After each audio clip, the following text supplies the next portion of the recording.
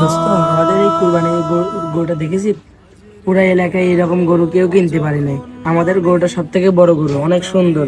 এবার আমাদের কুরবানিটা অনেক ফাটাফাটি হবে। দেখে গরুটা কত বড়। মাশাআল্লাহ, গরু তো অনেক সুন্দর হয়েছে, কিন্তু কোরবানির আসল সৌন্দর্য তো গরুর সাইজ না, আসল সৌন্দর্য হলো আমাদের নিয়তে। মানে বুঝলাম না। আল্লাহ তাআলা কোরআনুল কারীমের মধ্যে বলেন, আউযু বিল্লাহি মিনাশ শাইতানির রাজিম, লা ইয়ানালুল্লাহি লুহুমুহা ওয়ালা দিমাউহা ওয়ালাকিন ইয়ানালুহুত তাকওয়া। আল্লাহর কাছে কুরবানির পশুর রক্ত মাংস কিছুই পৌঁছে না, পৌঁছায় শুধু আমাদের তাকওয়া। সেই জন্যই লোক দেখানো কুরবানি করলে সওয়াব পাওয়া যায় না রে ভাই।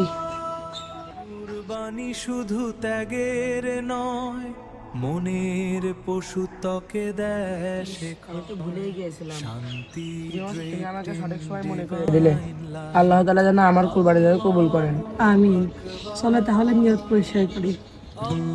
এজন্য আসুন, লোক দেখানো নয়, আল্লাহর সন্তুষ্টির জন্য কুরবানি করি এবং নিজেদের অন্তরের তাকওয়া পয়দা করি।